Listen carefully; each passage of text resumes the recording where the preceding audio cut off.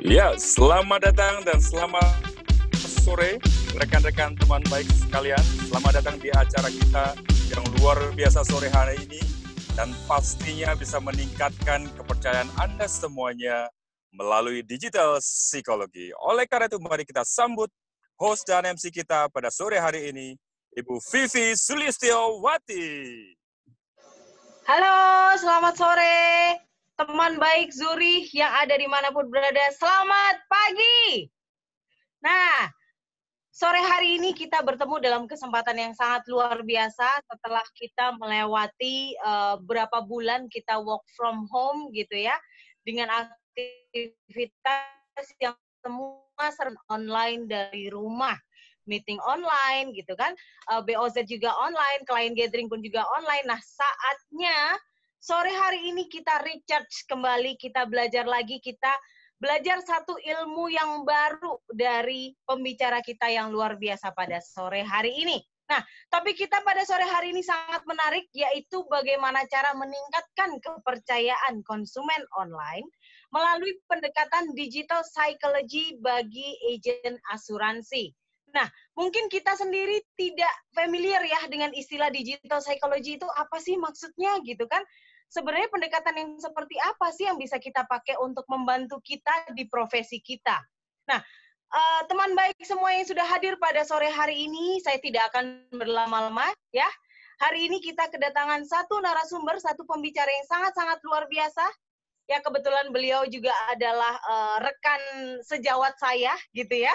Jadi tanpa berlama-lama lagi, mari kita berkenalan sebentar dengan Bapak Praseno Nugroho. Halo Ya, Pak Pras. halo. Ini saya muncul kan? Halo. Ya, halo. Muncul, sip. Oke. Thank you Pak Pras sudah meluangkan waktu bersama dengan Zuri, bersama dengan teman-teman baik Zuri yang semua sudah hadir pada sore hari ini. Ya. Nah, Pak Pras sendiri ini kan profilnya luar biasa gitu ya, dalam arti Pak Pras juga sebagai founder dari DM Academy ID, kelas online ID. Yes. Lalu juga ada Pak Pras juga sebagai hipnoterapis gitu ya. Yeah. Nah, copywriter juga, lalu content creator YouTube gitu kan. Nah, luar biasa. Nah, Pak Pras kalau boleh tahu Pak Pras mulai menekuni bidang ini, itu sudah berapa lama Pak Pras? Kalau menekuni mulai tahun 2010. 2012 saya ambil sertifikasi social media marketing, lalu benar-benar mendalami menjadi bagian dari hidup 3 tahun yang lalu. Jadi istilahnya sekarang itu lagi keren work from home. Saya sudah 3 tahun yang lalu. Ya, Oke. Nah, dengar-dengar nih Pak Pras, sebelum kita mulai work from home, sebelum kita familiar dengan yang namanya aplikasi Zoom lah, Teams, atau mungkin apapun itu, platform apapun itu, Pak Pras nih sudah menerapkan terlebih dahulu hal itu. Benar ya Pak? Benar. 3 tahun yang lalu. Betul, mulai tahun 2017 akhir. Nah, saya nggak lama-lama Pak, karena saya lihat ini kan materinya sangat-sangat menarik ya, digital psychology. Kita nggak familiar nih dengan digital psychology, gitu kan. Nah, boleh nggak Pak Pras bagi-bagi ilmu ke kami pada sore hari ini, apa sih sebenarnya digital psychology, dan pendekatan yang seperti apa dari digital psychology yang bisa diaplikasikan dalam profesi kami selaku pelaku atau agen asuransi. Silakan Pak Pras. Oke, terima kasih Bu Vivi. Saya akan mulai. Baik, Bapak Ibu, perkenalkan nama saya Pras, dan hari ini saya akan sharing mengenai digital psychology. Dan ini tentang pertanyaan banyak orang. Ya, sebelah kanan kelihatan ya? Pojok kanan kelihatan ya? Ya, kelihatan. Oke. Kebanyakan orang itu tantangannya dalam berjualan online itu apa? Tidak dipercaya sama orang. Oke ya, itu online. Dan banyakkan orang ragu, apakah ini benar, apakah ini penipuan, atau macam apapun itu, sehingga penerapan digital psychology ini penting banget agar Anda lebih banyak closing dan akhirnya banyak konsumen yang percaya kepada Anda sebagai agen asuransi. Namun apa saja yang perlu dilakukan? Nah, sore ini dalam 1 jam ke depan saya akan bagikan satu persatu tahapannya, sehingga setelah seminar ini ya, ngobrol seru bareng berteman dengan teman baik ini, Anda bisa langsung diterapkan dan bisa menghasilkan penjualan tentunya. Nah, yang pertama adalah, ini sekilas tentang saya. ini saya tadi dijelaskan oleh Bu Vivi sekilas, dan saya telah memberikan training mulai tahun 2007 hingga sekarang, baik offline maupun online, sekitar 12.000 orang, baik di dalam dan di luar negeri, Malaysia, Taiwan, dan tentunya di Indonesia. Dan kemudian, ini sekilas tentang saya, ini Instagram saya di praseno.nugroho, dan channel YouTube saya, Digital Marketing Mastery ID, atau Anda search saja Praseno Nugroho di YouTube, Anda akan menemukan banyak sekali video tentang saya. Baik, nah ini dia. Topik hari ini ada 3 hal tentang membangun pondasi benar jualan online. Jadi jualan online itu ada pondasinya, jangan sampai keburu-buru nanti roboh di tengah jalan ya. Kemudian yang kedua adalah tahapan membangun kepercayaan online. Ini penting banget untuk meningkatkan kepercayaan sehingga Anda rame order dan kepercayaan meningkat. Dan yang ketiga adalah strategi sosial media marketing yang sudah saya terapkan di berbagai macam bisnis dan 100% berhasil. Oke, jadi Anda tinggal contek caranya, Anda terapkan, kemungkinan Anda bisa 100% juga berhasil. Oke, nah berbicara tentang online, apa sih online itu? Online itu apakah website online, apakah Tokopedia online, apakah Shopee online, apakah Facebook, Instagram, YouTube, online. Yes, itu online. Tetapi kalau Anda diminta untuk berjualan sesuatu atau menawarkan sebuah produk, itu di mana tempat yang terbaik? Tentunya tempat yang paling ramai. Ya, tempat yang paling ramai. Kalau kita jualan di pasar, tentu akan kemungkinan besar orang melihat jualan kita.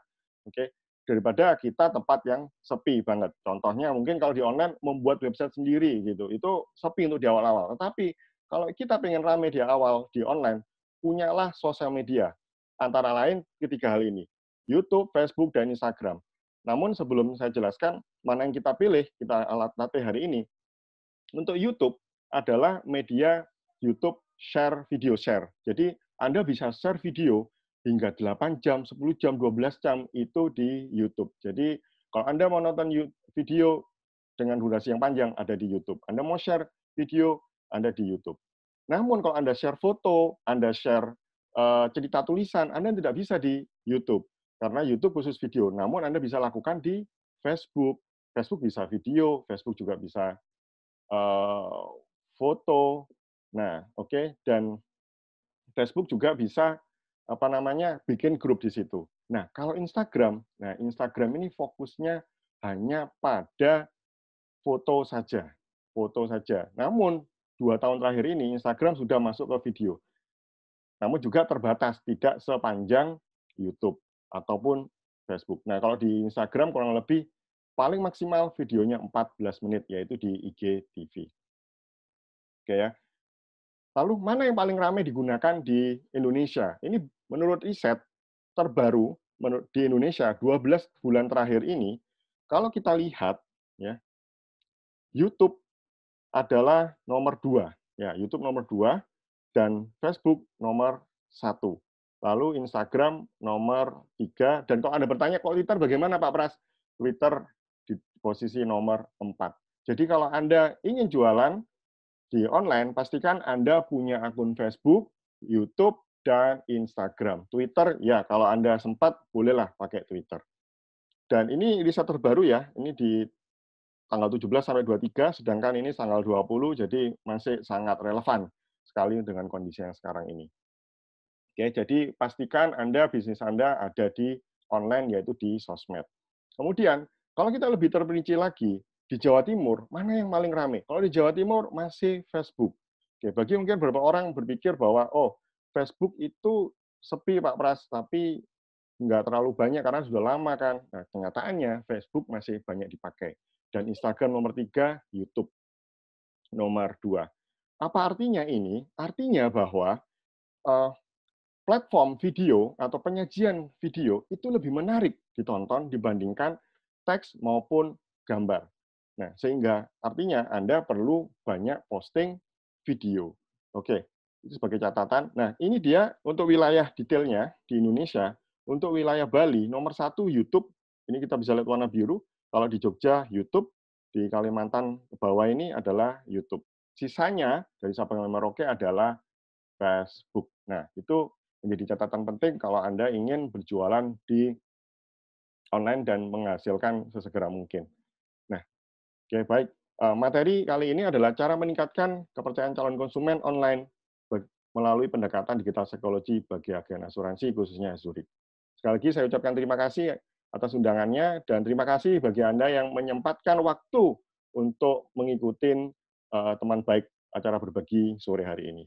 Dan kenapa saya mengangkat tema kepercayaan online? Karena saya pernah melakukan sebuah penelitian, saya sebar survei, dan dari 550 orang mengatakan hampir sebagian besar mereka dalam berjualan online, pertama kali yang dikhawatirkan adalah kepercayaan, mendapatkan kepercayaan calon konsumennya. Jadi kebanyakan mereka ragu untuk bertransaksi sama yang bersangkutan sama penjual. Kenapa? Karena mereka tidak pernah bertemu sama sekali. Nah, ini adalah sebuah tantangan terbesar kita di era online, era digital. Apalagi yang sekarang digalakkan bekerja dari rumah tanpa bertemu sama sekali. Nah, oleh karena itu saya angkat tema kali ini dengan pendekatan psikologi. Ya. Nah, yang pertama adalah semua mulai dari sebuah mindset.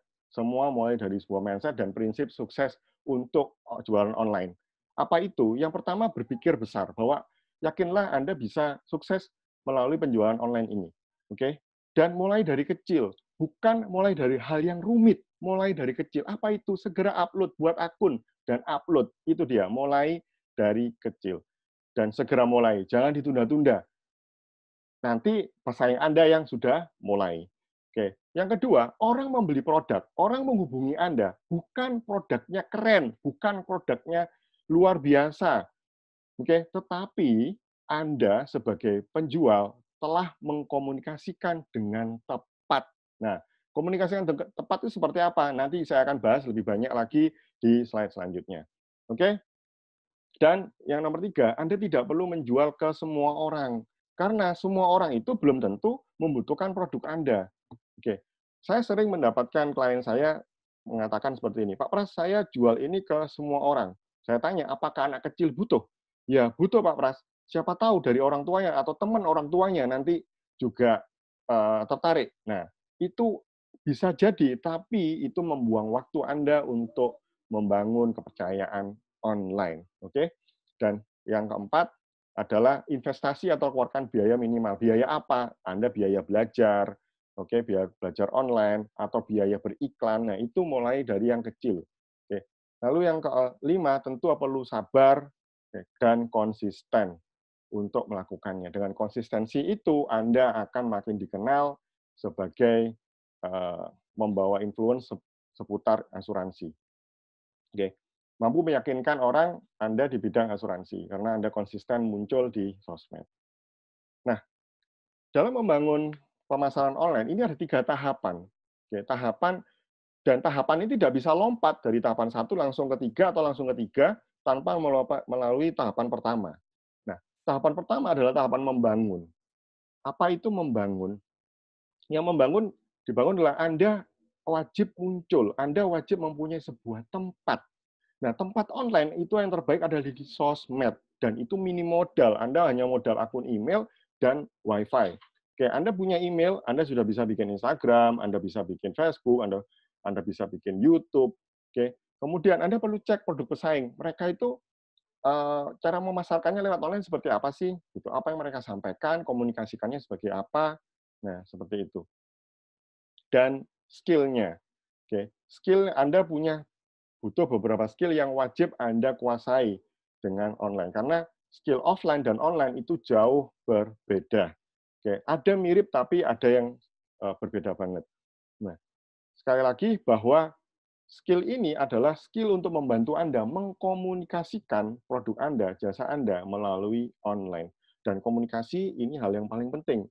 Dulu, sekitar 2010, saat-saat awal saya belajar digital marketing atau saat itu dikenal di internet marketing, saya pikir bahwa sebuah skill teknis itu penting.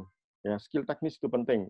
Bagaimana cara membuat foto, menguploadnya, lalu membuat website, itu ternyata semakin ke sini, makin ke sini, itu tidak terlalu penting. Yang terpenting adalah bagaimana Anda mengkomunikasikan apa yang Anda tawarkan sehingga calon konsumen itu tertarik. Oke?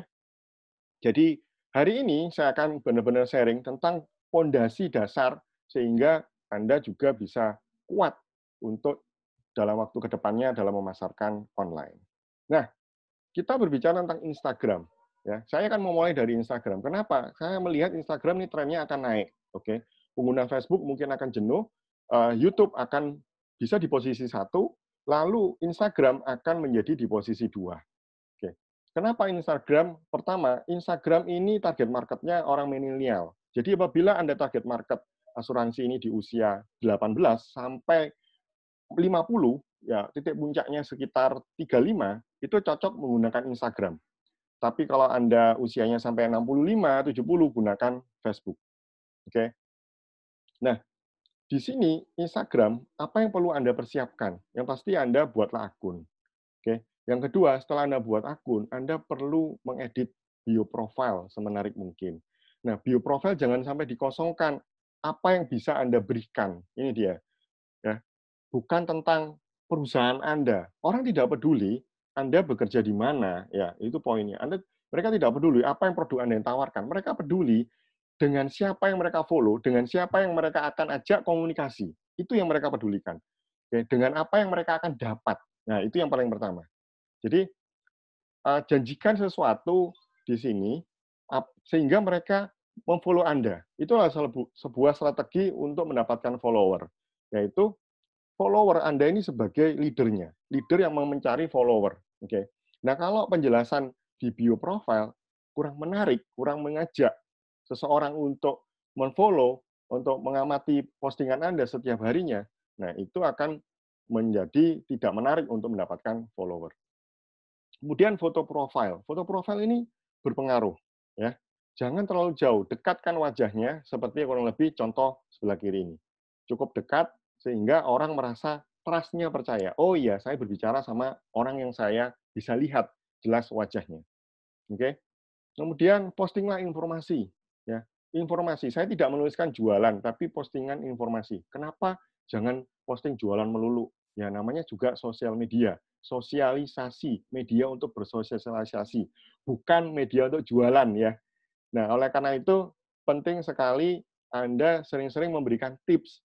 Kalau di bidang asuransi, kalau kita mengambil lebih atas lagi ya, kenapa sih asuransi ini ada? Tentunya ini untuk membantu seseorang yang sedang dalam kesusahan keuangan mungkin, atau menghemat sesuatu di masa depan. Nah, itu yang bisa Anda berikan. Oke. Hindari menyebutkan nama, kalau saya pribadi menyebutkan nama perusahaan di depan, menuliskannya di Instagram. Kenapa? Saat bisa jadi saat penyajian Anda bagus, mereka bisa ikut ke orang lain gitu. Orang yang mereka Anda kenal. Nah, oleh karena itu hindari menuliskan nama perusahaan Anda di depan, di Instagram, di sosial media manapun. Oke, agar tingkat closing, agar tingkat mereka ingin kenal Anda jauh lebih tinggi. Nah, yang selanjutnya adalah caption atau deskripsi. Pastikan Anda posting penjelasan apa yang Anda tawarkan, informasi apa yang menarik membuat mereka akhirnya menghubungi Anda.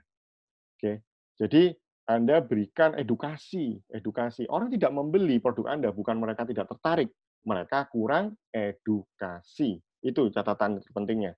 Nah, di Instagram, di sosmed manapun, itu tempat untuk memberikan edukasi kepada calon nasabah Anda, yang calon konsumen Anda yang nantinya akan menghubungi Anda. Nah, yang kemudian adalah kontak dan nomor telepon, di mana ini kalau di Instagram, pastikan berikan nomor kontak Anda, nomor telepon, bukan link bio atau silakan DM saya. Nah, itu boleh itu, namun sisipkan juga nomor telepon. Kenapa? Karena orang tidak suka menunggu lama, terlalu banyak step-nya, dia harus scroll ke atas. Nah, itu dia.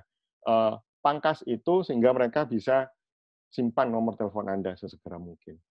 Dan kemudian saat Anda posting foto, pastikan gunakan hashtag. Hashtag itu yang tanda pagar itu ya. Hashtag seperti yang hashtag teman baik itu, nah macam seperti itu. Namun, hashtag bagaimana yang bisa menarik perhatian? Hashtag yang sesuai dengan fotonya. Seperti itu. Oke, sebelum saya jelaskan hashtag seperti apa, apakah hashtag itu? Hashtag adalah bahasa kita menyampaikan ke Instagram bahwa foto kita ini loh yang kita sampaikan. Itu dia. Jadi kalau Anda posting foto makanan, bakso, ya gunakan hashtag bakso. Bukan hashtag yang lagi viral gitu.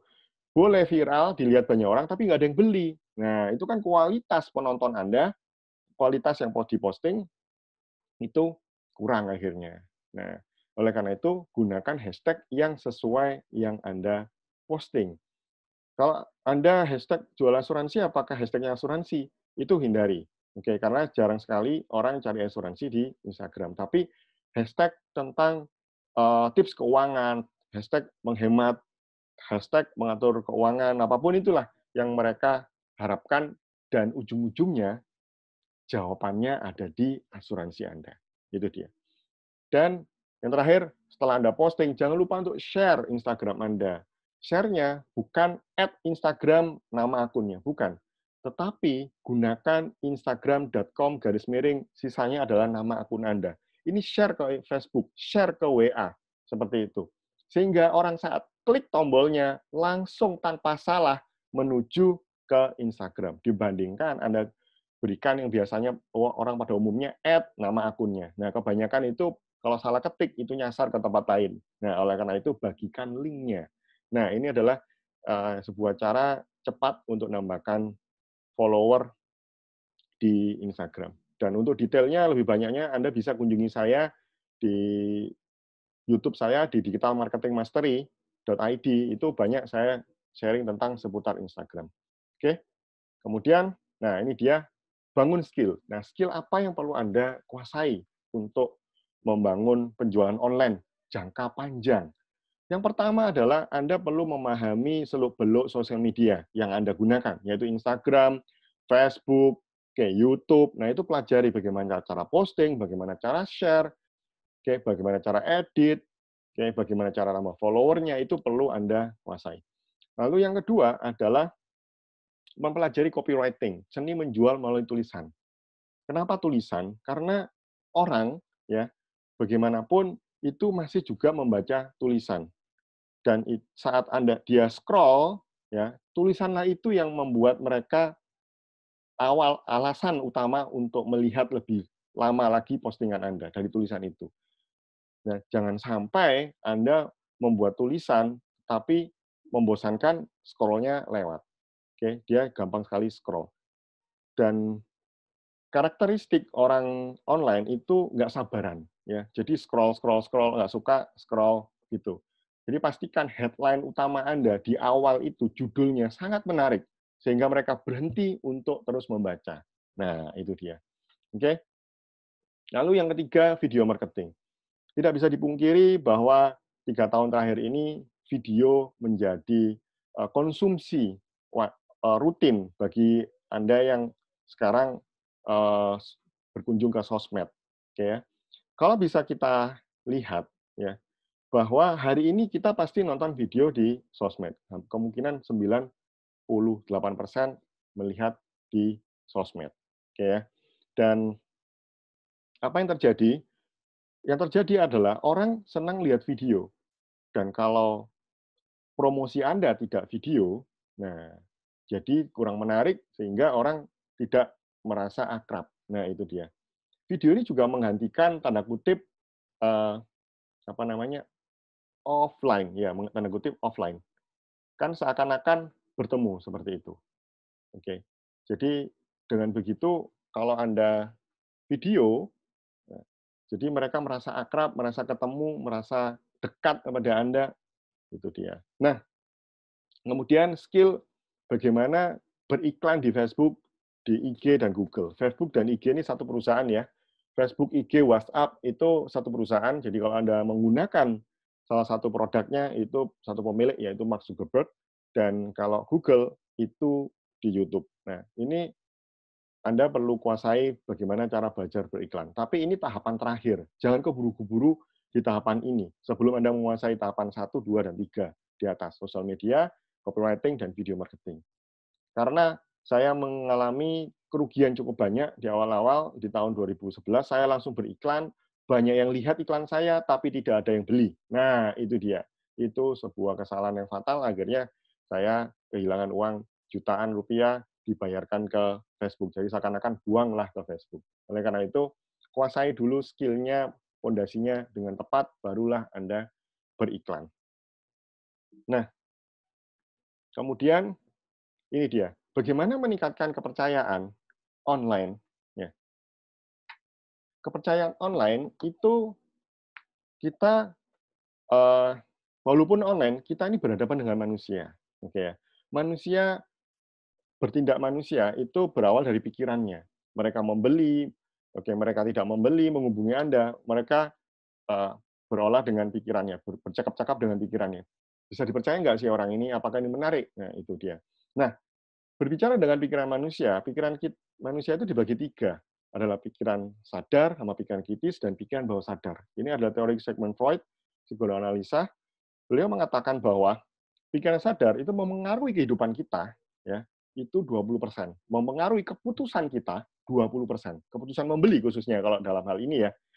Dan 80% itu dipengaruhi oleh pikiran bawah sadar. Keputusan membeli yang cukup besar adalah pikiran bawah sadar. Nah, pikiran sadar ini apa saja yang dilakukan? Menganalisa, berpikir logika. Seperti tulisan, fakta-fakta, berhitung, itu pikiran sadar. Jadi kalau Anda banyak memberikan tulisan, itu untuk memengaruhi pikiran sadarnya saja. Dan itu hanya pengaruhnya 20%. Ya. Kemudian, 80% itu gambar dan emosi. Jadi, kalau Anda berhasil memengaruhi emosinya, itu kemungkinan besar akan membeli. Namun, tidak semudah itu mengembalikan telapak tangan, oke, memengaruhi orang. Karena ada pikiran kritis. Pikiran kritis itu yang bertugas untuk melindungi pikiran bawah sadar agar tidak mudah terpengaruh. Ya, mengapa pikiran kritis itu penting? Karena perubahan itu tidak selalu baik buat manusianya. Oke. Contoh, bahwa saya pernah menemukan klien saat saya menjadi hipnoterapis, itu takut berbicara di depan orang. Dan ini kebetulan kasusnya adalah asuransi, bukan asuransi perusahaan ini. Ya. Beliau seorang ibu rumah tangga di usia 32, dia sudah setahun menikah, ini real case ya, dia tidak bisa presentasikan produknya, ya, tidak bisa lancar, membuat telepon takut dan malah senang kalau ditolak. Jadi kalau dia telepon ditolak, wah senang dia. Tapi dia bisa ngomong sama leadernya, saya sudah telepon, nggak diangkat tuh, padahal dia tidak menunggu 10 detik kemudian mungkin diangkat gitu. Tapi dia sudah bilang sama leadernya, saya sudah telepon, nggak diangkat, dan dia happy banget mengatakannya seperti itu. Padahal bukan itu tujuannya kan, dia harus mengangkat nomor telepon itu dan bercakap-cakap menjelaskan produknya. Namun karena di pikiran bawah sadarnya, dia merasa tidak nyaman sekali untuk berbicara di umum gitu. Nah, kenapa usut punya usut? Ternyata di usia 10 tahun, dia dimarahi oleh ibunya, ya, karena ceritanya dia itu lagi berkumpul di keluarga ruang tamu, dia menemukan bacaan astrologi, ya, dia melihat, oh bintangnya Scorpion ini. Oke, dengan bintang Scorpion, dia cerita ramalan bintangnya. Nah, dia lari ke ibunya, Bu, Ibu, ini ada ramalan bintang, Bu. Bagus, Bu, ternyata ramalanku ini, Bu. Nah, si ibunya marah. Saat dia lagi mempresentasikan ramalan bintang ke ibunya, itu marah dia. Untuk apa kamu baca seperti ini? Ini bacaan orang dewasa. Buat kakakmu aja. Kamu nggak boleh baca gitu. Nah, disitulah pikiran kritisnya langsung melindungi. Wah, bahaya ini. Ini nggak boleh nih presentasi atau menjelaskan sesuatu ke orang yang lebih tua, oke, dengan menggebu-gebu menjelaskannya, pasti nggak cocok. Saya kan masih kecil. Nah, pikiran itulah diserap oleh pikiran bawah sadar 100% dan dibawa hingga dia menikah. Akhirnya dia bertemu sama saya, dia ceritakan kendalanya, masalahnya di situ, setelah diubah mindset-nya, kemudian dia lancar sekali untuk berbicara dengan orang. Rasanya lebih ringan katanya. Nah, oke. Nah, itu juga bisa terjadi oleh calon-calon konsumen Anda. Bisa jadi mereka tidak klik secara emosi dengan produk yang Anda tawarkan. Karena pikiran kritisnya banyak sekali hal-hal yang mungkin dia merasa pernah ditipu, beli online, jualan online, ketemu orang di Instagram, ngobrol-ngobrol tapi nggak sesuai saat ketemuan. Nah, itu dia. Itu perlu Anda tembus pikiran kritisnya agar terjadi transaksi. Nah, pertanyaannya lah bagaimana? Oke, dari sini, sebelum saya teruskan bagaimana, kita bisa lihat pikiran bawah sadar itu bekerja dengan gambar. Dan gambar video adalah gambar yang bergerak. Sekali lagi, gunakan video untuk memengaruhi orang lain di online ini karena video semi offline. Oke? Dan itu mempengaruhi 80% orang untuk akhirnya membeli. Nah, yang pertama sebelum kita belajar bagaimana menembus pikiran kritis, kita perlu menentukan target market. Target market dengan siapa kita bicara, dengan siapa mereka bicara dan apa yang mereka pikirkan. Oke, karena pikiran target market yang berbeda itu emosinya itu juga berbeda. Contoh, orang yang pensiun itu mempunyai emosi yang berbeda, kebutuhan asuransi yang berbeda dengan orang yang baru membina rumah tangga. Oke, orang yang baru akan kuliah seperti itu. Oke, itu dia. Orang yang baru memulai akan satu hal dan takut. Oleh karena itu butuh asuransi. Nah, itu sudah berbeda cara menyampaikannya. Jadi, tentukan dulu target marketnya mana, sehingga Anda bisa menentukan kalimatnya atau video marketingnya seperti apa. Nah, jadi menentukan target market di awal adalah sangat krusial, sangat-sangat penting.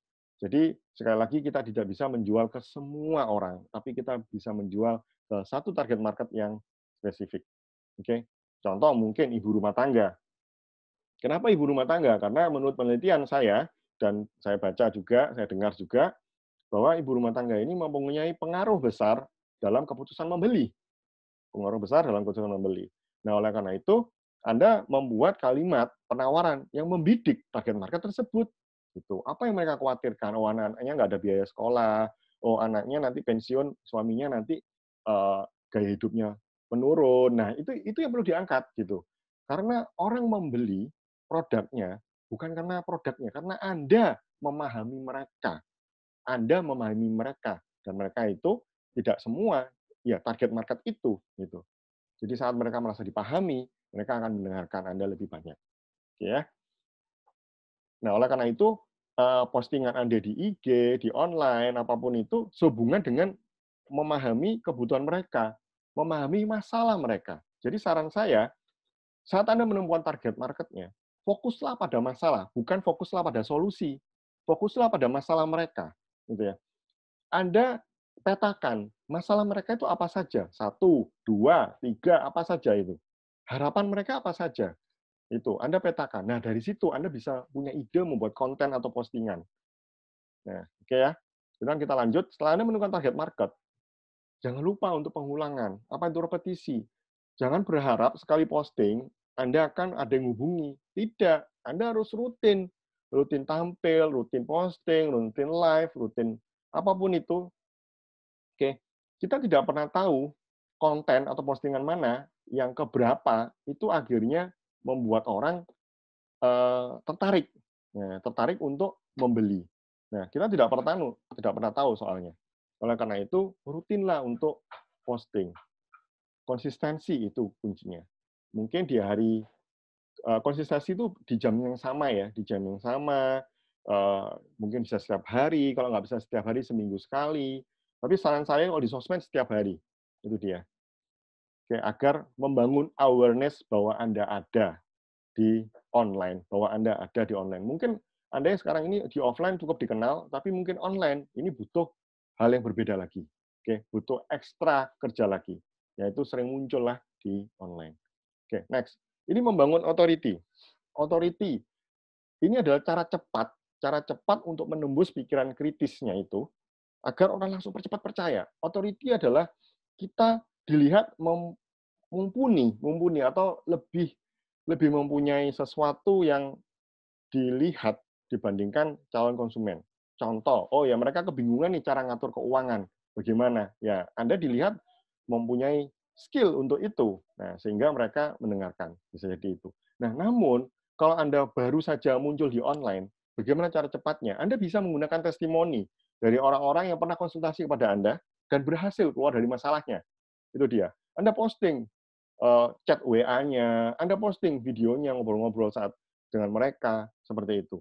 Itu meng-hijack sangat cepat ke pikiran bawah sadarnya, kena banget emosinya. Oke? Kemudian informasi dari pakar. Anda bisa kerjasama dengan pakar keuangan mungkin, atau orang yang dianggap ahli di bidang kesehatan, ini kalau kita jual produk kesehatan, sehingga mereka lebih percaya. Jadi menjam otoritinya. Jadi Anda nggak perlu sekolah kedokteran, misalkan ini untuk menjelaskan produk tentang dokter, Anda pinjam aja ke dokter, oke ya, pinjam authority-nya. Dan yang ketiga adalah endorse. Endorse, Anda bisa kerjasama. Contoh nih, endorse ini ada di akun Instagram. Anda cari orang follower yang banyak, pengaruhnya cukup banyak, Anda bisa endorse ke Instagram.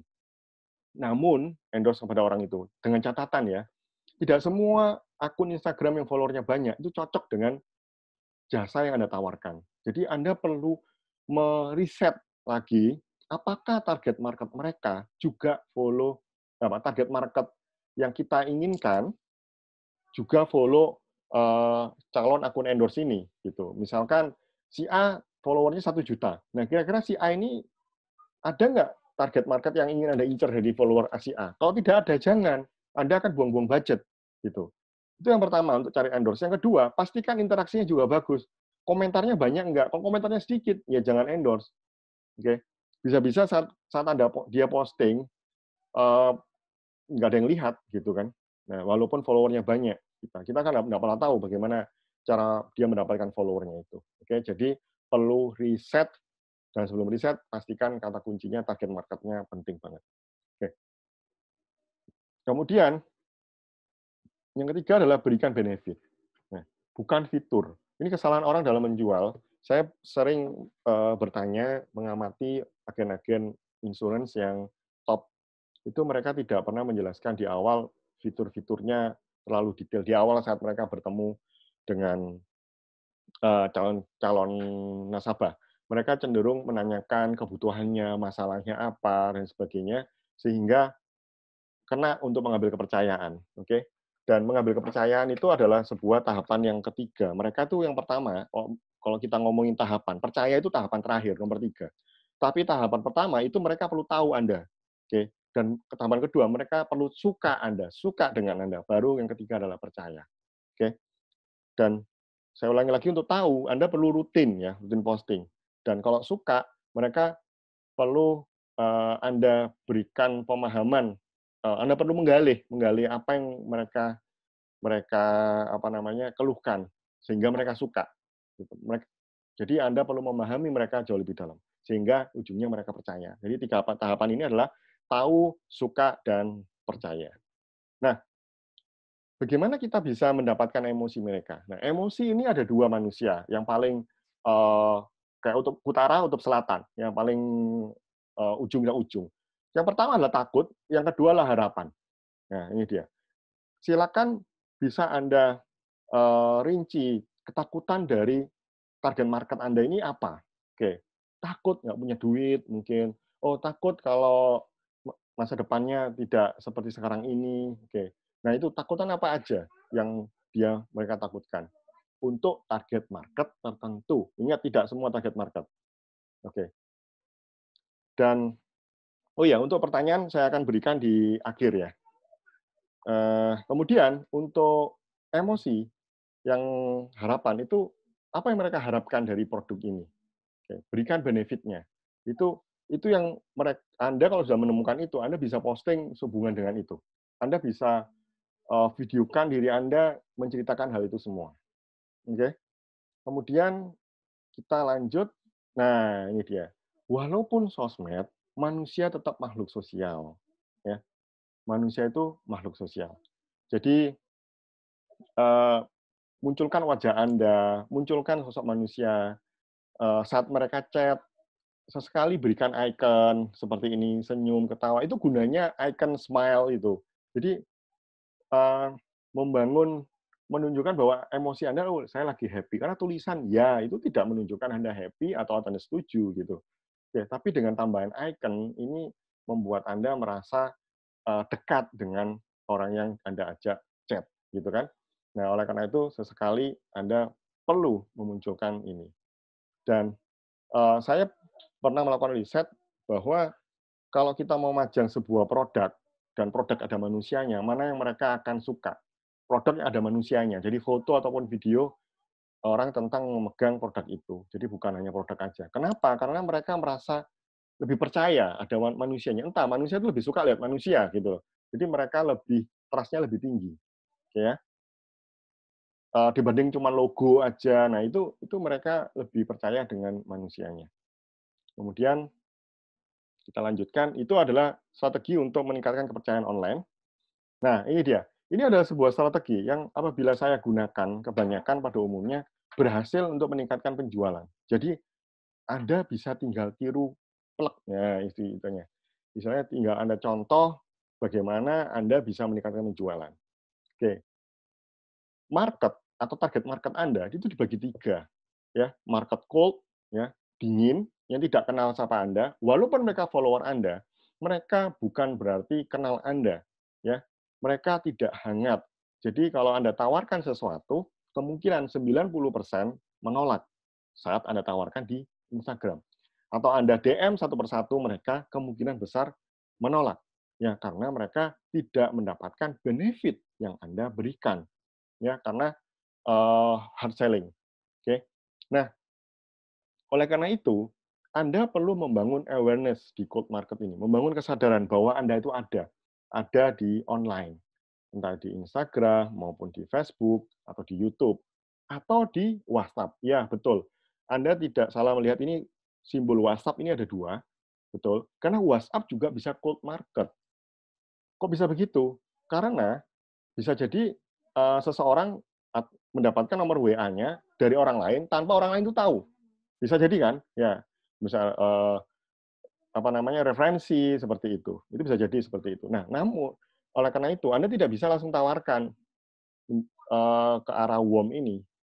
Anda perlu memberikan benefit. Anda perlu gali kebutuhannya. Ya. Nah, oleh karena itu banyak-banyaklah memberikan manfaat di daerah cold ini sehingga mereka awareness. Mereka sadar, mereka tahu Anda ada secara online. Oke, kumpulkan angkanya. Kalau sekarang hari ini 10 follower, besok berapa ya? Nah, itu tambah terus. Karena memang ya, sebagai catatan, banyaknya follower tidak menjamin closing-an Anda. Banyaknya follower tidak menjamin closing-an Anda. Yang menjamin apa? Yang menjamin adalah penawaran Anda. Penawaran, bukan pengumuman. Saya sekali lagi katakan, yang menjamin adalah penawaran, bukan pengumuman. Oke. Apa itu pengumuman dan penawaran? Nah, kalau pengumuman itu menjelaskan saja. Contoh, oke, Bapak Ibu yang tertarik bila mengikuti acara ini, silakan hubungi saya di sini. Oke, saya mengadakan acaranya di tanggal sekian sampai hari ini. Nah, itu pengumuman. Oke. Orang kan berpikir, oh oke, itu nanti aja. Atau Anda jualan makanan tuh. Ini harganya murah, cuma 5.000. Oke. Sudah bisa diantar, free ongkir, misalkan itu. Silakan hubungi nomor ini. Nah, itu pengumuman. Oke. Orang nggak akan bergerak untuk segera membeli. Itu nanti-nanti saja. Nah, bagaimana cara membuat penawaran? Berikanlah batasan. Batasan itu bisa jumlah, batasan itu bisa waktu, berikan batasan. Karena kenapa perlukan menggunakan penawaran? Karena market online ini berbeda dengan market offline. Kalau market offline, dia menolak, mereka tidak suka apa yang Anda tawarkan, atau menolak ya, Anda bisa tanya, Pak, kenapa Pak? Nah, saat itu Anda bisa stop gitu loh. Nah, kalau ini, online, itu scroll. Ya, scroll. Anda nggak bisa nyetop jempolnya orang lain, dan Anda juga tidak tahu siapa yang melihat postingan Anda. Gitu kan? Nah, oleh karena itu, buatlah penawaran yang menarik sehingga orang langsung grab audience. Jadi grab, oh oke, aku mau ini. Aku mau dapetin benefit gimana cara mengatur keuangan sehingga di usia sekian aku dapat duit sekian. Nah, misalkan seperti itu. Oke, aku kesulitan mengatur keuangan karena setiap bulan bocor. Ini gimana caranya? Nah, itu. Nah, kalau Anda tawarkan seperti itu, mintalah mereka untuk menyimpan nomor WA Anda. Pertama, minta mereka untuk DM. Nah, dari DM itu berikan nomor WA. Oke, nomor WA. Sehingga mereka itu tersaring benar-benar yang serius, ingin tahu informasi Anda dari WA. Dan WA-nya itu dari IG. Jadi terukur gitu. Jangan kalau dengan menggunakan strategi ini, jangan berikan WA di sembarang tempat sehingga orang banyak masuk tapi tidak tahu mereka kenapa menghubungi Anda. Seperti itu. Jadi apabila ingin mengetahui tipsnya, silakan DM saya. Nah, itu baru DM, Anda berikan nomor teleponnya. nomor telepon Anda, sehingga mereka menghubungi Anda. Oke. Atau Anda minta nomor telepon mereka. Jadi Anda bisa follow up di DM. Nah, saat mereka jadi warm, ini mereka bisa jadi cold lagi loh, kalau Anda diam saja. Nah, segera untuk follow up, segera ajak mereka ke sebuah tahapan selanjutnya. Apa itu? Mungkin kalau di Zurich ini sudah ada tahapan selanjutnya apa ya? Kalau mereka sudah dapat nomor, kita dapat nomor WA, agensi ini, apa yang dilakukan? Misal, diikutkan sebuah acara, yang online atau penjualan bersama. Nah, namun setelah acara itu tetap di follow up. Oke. Setelah di follow up, mereka masih menolak, berikan label. Oke. Oh, itu alasannya nanti. Nah, nanti ditawarkan lagi, di follow up lagi, follow up lagi. Karena sekali lagi mereka tidak membeli bukan karena tidak tertarik produk Anda, kurang edukasi, bisa jadi itu. Oke. Nah, sampai mereka menjadi hot. Jadi mereka akhirnya percaya dan akhirnya membeli. Nah, jadi hot. Nah, ini angka-angka ini sebagai tolak ukur. Jadi setiap hari saya pun dalam berjualan online memberikan angka-angka yang terukur, ya. Jadi misalkan, yang hubungi saya 5.000 orang, yang melihat iklan saya 5.000 orang nih ya, yang masuk ke WhatsApp saya 500. Nah, yang beli berapa? Nah, itu sih ya. Esok hari juga seperti itu, terus seperti itu. Jadi terukur. Dan kembali lagi, yang melihat bukan follower, tapi yang komen, yang like, ya itu yang melihat. Jadi percuma follower Anda banyak, tapi yang interaksi sedikit. Nah, jadi perbanyaklah interaksi. Interaksi itu bisa dengan kalimat tanya, siapa yang akhir bulan selalu uangnya habis, sudah mengatur keuangan, komen saya. Nah, atau siapa ingin tahu tips bagaimana mengatur keuangan, gitu, atau bagaimana cara menemukan asuransi yang terbaik sesuai dengan kebutuhan. Nah, itu dia, semacam itulah. Ajak mereka bercakap-cakap di sosmed. Oke. Kemudian adalah untuk memindah ini semua, sering-sering gunakanlah video. Ya, saya sekali lagi gunakan video. Karena menurut riset, 3 jam setiap harinya, 2 jam 56 menit setiap harinya orang menonton video. Nah, seperti itu. Jadi kalau Anda tidak menggunakan video, ya sayang sekali. Video itu bisa apa aja. Bisa live, oke? Bisa Anda buat rekaman video, macam seperti itu. Oke? Dan kemudian ya tidak mudah untuk dilakukan, namun layak untuk diwujudkan. Jadi ini adalah pondasi awal. Jadi kalau mau mulai dari mana setelah kelas ini, mulailah buat akun IG, posting di sana, perbaiki bio profilnya, lalu buatlah penawaran sehingga orang mau menyimpan nomor WA Anda. Seperti itu. Dan teruskan lakukan setiap harinya. Oke. Baik. Ini sekian dari saya. Saya sekilas, silakan mungkin ada yang pertanyaan. Dan apabila Anda ingin belajar lebih lanjut, saya bagikan tips-tips gratis, strategi juga gratis. Nanti malam saya juga live lagi di channel saya, di Digital Marketing Mastery ID.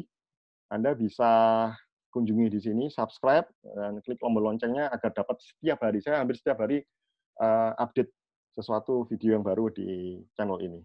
Oke. Sekian dari saya. Silakan bertanya, Bu Vivi. Ya. Oke, thank you Pak Pras. Ini ada pertanyaan yang masuk di kolom chat kami. Ya. Bapak Ibu sekalian yang mau mengajukan pertanyaan bisa masuk ke kolom chat, nanti kita akan bahas ya. Nah, ini ada pertanyaan dari peserta kita. Minta tolong tanya, hari dan jam berapa yang ideal untuk upload di Instagram? Hari dan jam berapa traffic atau prime time yang orang buka Instagram? Oke. Ada 2 jawaban, itu jawabannya adalah tergantung. Yang pertama adalah kalau Anda baru, gantung dari target marketnya. Jadi ada namanya akun Instagram bisnis. Di situ kita bisa melihat Instagram bisnis kita ini dikunjungi paling ramai di jam berapa. Itu ada. Jadi mungkin kalau target market Anda ibu rumah tangga, itu berbeda dengan target market orang kerja kantoran. Itu berbeda. Mereka punya jam tersendiri. Orang kerja kantoran mungkin jam 6 sampai jam 10. Tapi rumah tangga mungkin setelah suaminya pergi, siang-siang itu mereka buka-buka Facebook. Nah, disitulah masa ramenya. Jadi untuk tahunya, silakan ubah akun Instagram Anda menjadi akun Instagram bisnis, dan 7 hari kemudian Anda bisa lihat. Namun, kalau Anda ingin tahu rata-rata, ya itu jam 6 sampai jam 9 malam. Kalau target market Anda bekerja. Seperti itu. Oke. Jadi prime time-nya untuk yang pekerja nih ya, khusus yang untuk pekerja atau wira swasta itu jam 6 sampai jam 10 malam ya? Yes, yang malam. Prime time. Oke, tapi untuk ibu rumah tangga berarti dia justru kebalikannya. Bisa Mungkin jadi. sekitar jam 10 ke atas gitu ya? Ya. Oke. Nah, Pak, ini ada pertanyaan lagi nih, Pak. Dari Bapak Aditya. Mendingan personal branding atau buat dedicated account yang khusus untuk jualan nih, Pak? Oke. Di dedicated account itu, saran saya mau dedicated account tetap personal yang ditunjukkan. Karena orang beli produk karena Anda. Ya, seperti itu. Jadi membangun personal branding dengan akun yang terpisah. Jadi mungkin ada akun untuk pertemanan, ada akun untuk berbagi tentang keuangan. Kan Zurich ini kan hubungan dengan keuangan. Jadi berbanyaklah berbagi di sana itu. Dan sekali lagi hindari nama brand untuk di umum. Kenapa? Nanti kalau orang tahu, bisa jadi dia ikut di tempat lain gitu. Orang perusahaan sama tapi orangnya berbeda gitu. Oke, jadi menurut Pak Pras berarti personal branding harus terlebih dahulu compare dengan dedicated account ya Pak. Nanti after personal brandingnya dia udah running well, dia bisa bikin dedicated account untuk jualan juga, tapi selama personal brandingnya dia udah kuat gitu ya. Lakukan dari awal keduanya bisa. Oke. Jadi bisa berjalan berbarengan gitu ya? Iya. Oke. Nah, ini ada pertanyaan lagi. Ini hari ini peserta kita antusias sekali nih ya. Dari Ibu Eti. Pak Pras, apakah lebih baik kita membuat FB Ads atau IG Ads untuk membangun kolam yang nantinya kita tinggal memberi makan ikannya? Maksudnya khusus untuk asuransi. Oke. Kalimat Ads itu nanti dulu, Bu. Ads itu kan berbayar ya. FB Ads, IG Ads. Benari dulu kolam organik. Posting rutin aja dulu. Seperti itu, benerin penawarannya. Jadi gini, itu men-scale up. Jadi kalau dengan cara yang tidak berbayar, dengan organik aja bisa dapetin 10 orang per hari, apalagi berbayar, bisa sampai 100 orang. Berarti kan penawarannya, komunikasinya tepat gitu. Jadi jangan buru-buru langsung bayar ke IG atau Facebook. Hindari itu. Oke. Jadi kita manfaatkan dengan yang tidak berbayar dulu, kita perbaiki semuanya. Pada saat itu sudah berjalan, baru kita akan mulai boleh masuk ke ads gitu ya Pak? Kecuali dananya banyak ya, siap untuk rugi 1 juta, 2 juta gitu, ya boleh lah. Oke, ini ada lagi tidak ada nama, hanya Samsung Tab. Durasi video di Instagram dan Facebook, apakah berbeda? Dan berapa detik idealnya?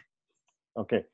Untuk maksimal video kalau di Instagram, di IG Story, IG TV itu 14 menit. 1 menit, minimal 1 menit IG TV ya, sampai 14 menit. Oke. Namun, kalau ini kembali lagi ke penawaran, penjualan, itu orang bisa konsentrasi fokus itu di 1 menit 59 detik. Bukan 2 menit. 2 menit ke atas sudah orang, apa sih video ini? Jadi, di 2 menit terakhir, ya 50 detik, itu segera closing. Mau ngapain di sini? Tarikan kemana? Bukan penawaran ya. Tarikan. Oke, simpan nomor WA saya kalau ingin tahu lebih lanjut. Itu saat-saat yang segera untuk ngomong. Seperti itu. Oke, jadi batasnya minimal 1 menit 59 detik. Jangan masuk 2 menit ya? Iya. Oke. Nah, ini ada pertanyaan lagi dari Dikare Kismawati. Better soft selling atau hard selling di IG untuk menjual produk asuransi, Pak? Jawabannya di sini. Jadi, tergantung marketnya. Soft selling cocok market cold. Hard selling cocok market warm. Mereka yang sudah masuk ke WA Anda, langsung hajar aja, sampaikan. Ini saya dari asuransi ini, apapun itu, di warm. Tapi kalau masih cold, soft selling. Jadi tergantung marketnya. Tapi apakah bisa di IG sudah warm? Bisa jadi. Nah, namun saran saya main amannya, warm-nya di WhatsApp aja. Dan pastikan. Jadi, berarti kalau saya tarik kesimpulan, kalau kita based on dari Instagram, berarti kita lebih prefer main aman di soft selling terlebih dahulu ya? Iya. Kecuali kalau dia sudah di WhatsApp, which is dia udah masuk kategori warm atau mungkin sudah hot gitu kan. Nah, itu kita bisa hard selling gitu ya. Betul. Oke. Nah, ada pertanyaan lagi nih, Pak. Bagaimana menyikapi pertanyaan yang awalnya sekedar pertanyaan, namun di akhirnya skeptis atau niat berdebat dengan kita? Kita layanin atau kita hentikan? Oke. Baik, itu kita terima dulu. Oke. Kemudian tanyakan kendalanya. Selalu kita bisa menemukan problemnya dengan bertanya, itu aja. Pastikan pertanyaannya tepat agar mendapatkan jawaban yang tepat. Itu dia. Oke, berarti kita menggali terlebih dahulu ya. Kenapa dia bereaksi seperti itu? Nanti baru kita, jadi kita baru tahu problemnya dia di mana. Seperti itu ya, Pak Pras? Iya. Tepat. Oke. Nah, dari Bu Etik lagi nih, Pak. Silakan. Satu lagi, Pak. Ya. Bagaimana kalau kita bangun kolam dengan membuat FB group atau halaman? Apakah itu efektif? Saran saya FB group, jangan halaman. Kenapa Pak Pras harus FB group? Karena FB group lebih personal. Kolam itu kan dia masuk ke tahapan selanjutnya itu di sini. Nah, ini warm. Tahapan warm. Jadi lebih tersaring, itu kata kuncinya. Lebih tersaring FB group. Jadi orang masuk harus menuliskan password atau alasan kenapa dia join grup. Itu dia. Oke. Kalau halaman dinilai tidak terlalu efektif ya, Pak? Ya, karena semua orang bisa gampang untuk join halaman. Tinggal like aja dia sudah tergabung dengan halaman itu. Seperti itu. Oke. Nah, Bapak Ibu sekalian, kalau yang masih ada pertanyaan silahkan langsung di chat ya. Kita akan bahas. Kita masih punya waktu sedikit dengan Pak Pras. Jadi kalau misalkan ada pertanyaan boleh. Nah, Pak Pras, saya mau nanya tadi dari yang sudah Pak Pras sampaikan gitu ya. Nah, mengenai memunculkan video pada saat kita online. Nah, apakah itu related dengan faktor psikologis bahwa orang lebih suka melihat kita ya daripada kita ngobrol online seperti ini atau mungkin kita bertemu dengan klien online. Jadi dalam acara-acara kita yang kita selenggarakan online dengan kita tidak menampilkan video dan kita menampilkan video itu impact-nya seberapa besar, Pak Pras? Oke. Tergantung videonya muncul di mana ya. Kalau di Instagram itu membangun awareness. Ya, kalau yang tadi sampaikan ke klien-klien calon-calon nasabah itu berarti kan sudah warm mereka. Nah, itu ya sama saja lebih baik munculkan, tetapi pembahasannya berbeda. Kata kuncinya pembahasan berbeda. Kalau di IG yang cold market pembahasannya lebih ke problem, bukan langsung oh ya harus pakai asuransi ini, ya, menyebutkan merek, hindari itu. Tapi ajalah mereka untuk menghubungi Anda secara personal, itu dia. Tapi kalau sudah masuk ke warm atau ke calon nasabah, yang mereka itu sebut calon nasabah itu artinya sudah warm ya, karena cold ini kan belum calon nasabah, mereka hanya follower saja. Nah itu sampaikan pembahasannya, kontennya juga lebih berbeda. Jadi tetap aja wajah muncul. Oke. Nah ada pertanyaan dari Galaxy Note 8. Ya. Berapa lama kita konsisten di soft selling di IG? Mungkin ada batasannya Pak Pras. Oke. Soft selling ini tidak murni soft selling, tetapi di akhir percakapan selalu atau di tengah-tengah percakapan silakan hubungi saya DM untuk tahu lebih lanjut. Itu bukan soft selling. Jadi orang akan oke, dia akan hubungi DM. Nah, dari DM itu Anda berikan nomor WA, minta nomor WA-nya mereka, disitulah mereka masuk ke tahapan selanjutnya itu warm. Jadi setiap kali soft selling di akhir itu call to action-nya atau tindakan yang diharapkan adalah sampaikan mereka perlu menghubungi Anda segera. Bukan untuk membeli produk Anda, tetapi kenal dekat lebih Anda. Agar mereka suka sama Anda. Gitu. Pada saat kita posting hal-hal seperti itu di Instagram, di akhir kita sudah memberikan, DM saya atau kontak saya di nomor ini. Berapa lama atau berapa sering sih kita harus melakukan itu sampai kita bisa memunculkan satu respon dari follower kita? Sesering mungkin.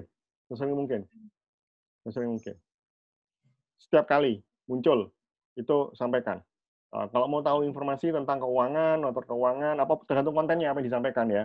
Atau ingin hubungi saya secara personal, silakan DM saya. Kalau di Instagram DM saya. Jadi orang serius DM, dia akan hubungi. Gitu. Oke. Nah, ini pertanyaan terakhir ya Pak Pras karena kita keterbatasan waktu ya. Dari Bapak Bambang Budi mau nanya, kalau beberapa orang itu selalu nonton apa yang kita posting, tapi belum ada reaksi untuk men-DM kita sama sekali nih tentang produk-produk yang kita tampilkan. Kita harus berbuat apa nih Pak Pras? Oke, berarti kendalanya ada di caption-nya, penawarannya Pak Budi. Jadi mungkin bisa jadi hanya posting pengumuman. Ya, saya tekankan lagi apa bedanya pengumuman dan penawaran. Kalau penawaran itu ada urgensinya, ada batasan. Oke, jadi misalkan bagi yang ingin tahu lebih lanjut informasi ini, saya berikan free konsultasi 3 orang saja, atau saya akan berikan hadiah untuk 3 orang saja. Nah itu hanya hari ini, hari besok sudah nggak saya berikan. Nah itu pasti dihubungi Pak. Gitu. Oke, jadi lebih ke arah kontennya ya. Rata-rata mungkin yang diberikan adalah pengumuman, bukan penawaran seperti itu ya. Yes. Oke. Jawaban dari Pak Pras tadi, terima kasih atas waktunya Pak Pras. Hari ini sharingnya sangat luar biasa. Ya, sama-sama. Bentar, ini boleh deh satu pertanyaan terakhir. Sayang nih kalau nggak dijawab gitu kan. Oke.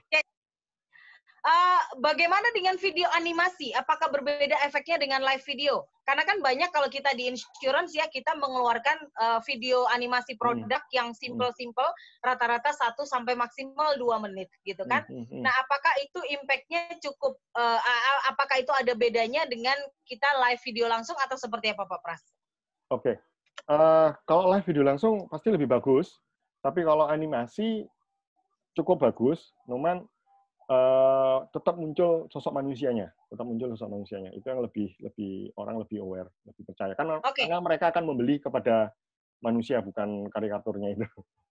Oke, berarti dirasa dari hasil survei bahwa sosok yang dimunculkan dengan gambar orang itu akan lebih efektif dibandingkan dengan gambar animasi, meskipun impact tetap ada ya? Ada, iya, karena bergerak, menjelaskan lebih oke.